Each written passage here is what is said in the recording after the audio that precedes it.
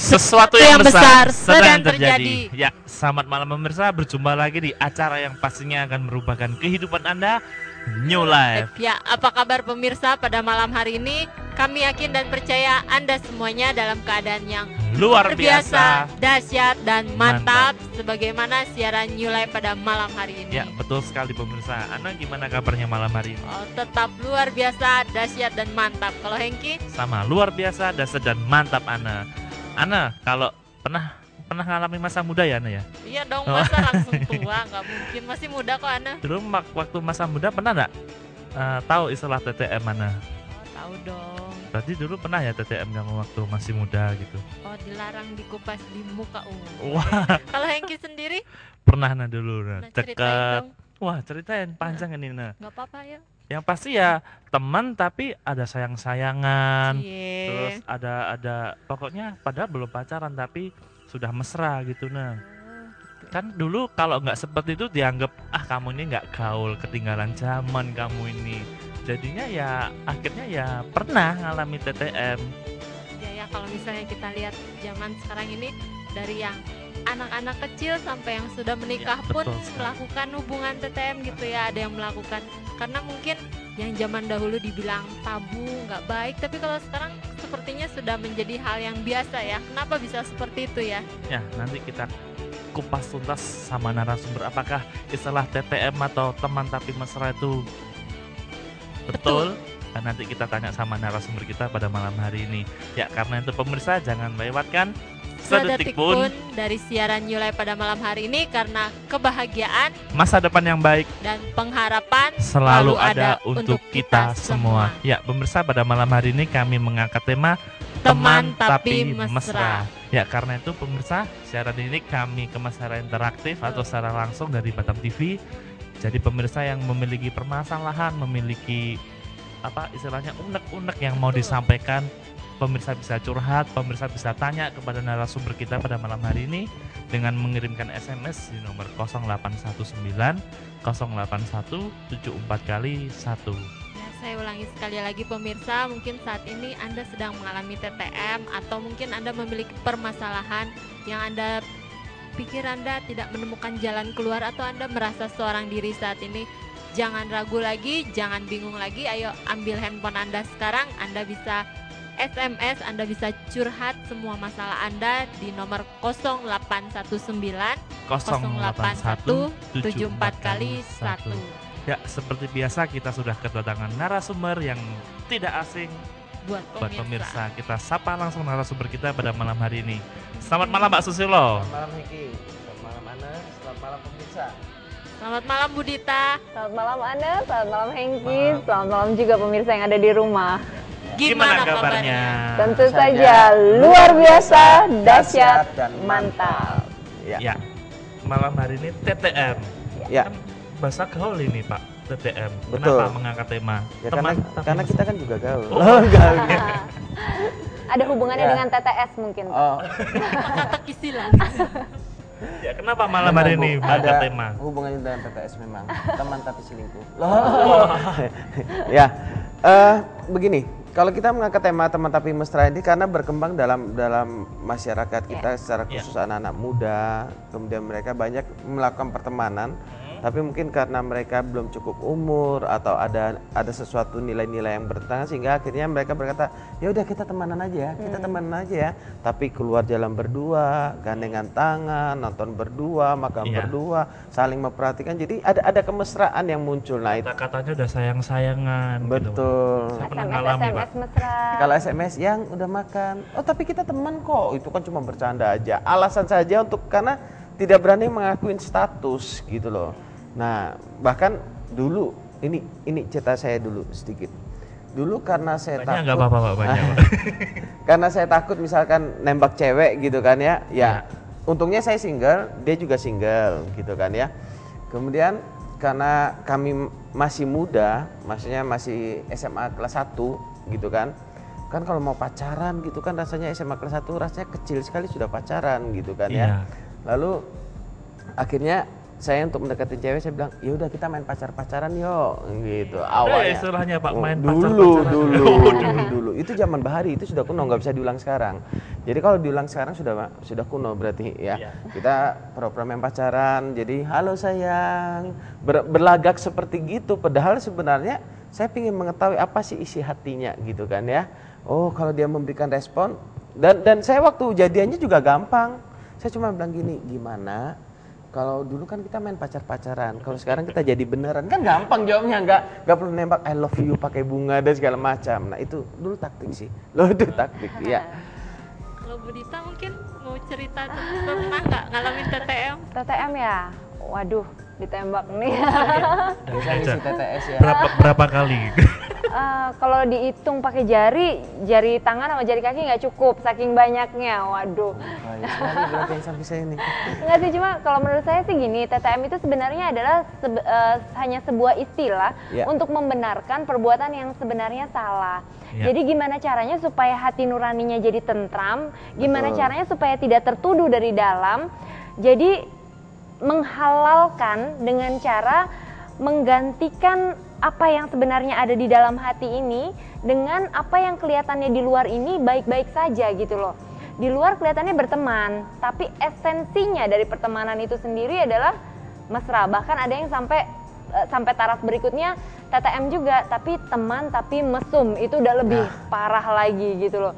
Jadi judulnya aja teman, tapi esensinya bukan. Padahal statusnya teman ya. Statusnya teman, itu hanya untuk membuat hati nuraninya tidak menyalah-nyalahkan dia gitu loh. Ya. Membuat dirinya sendiri tenang, oh enggak kami berteman kok. Tapi kan nonton bersama, oh enggak, tapi kami hanya teman saja. Tapi kan SMS mesra-mesraan, tapi enggak kok, di antara kami sama-sama saling tahu bahwa kami hanya berteman saja. Yang tahu gitu hanya loh. kami. Yang tahu gitu. hanya kami gitu. Tetapi pertanyaannya adalah begini, kalau memang itu adalah sesuatu yang baik-baik saja, pertanyaannya adalah kenapa harus ditutup-tutupi? Ya. Kalau memang itu sesuatu yang dianggap baik, sesuatu yang dianggap sebagai hal yang lumrah, maksudnya berteman tapi mesra itu adalah sesuatu yang benar begitu ya.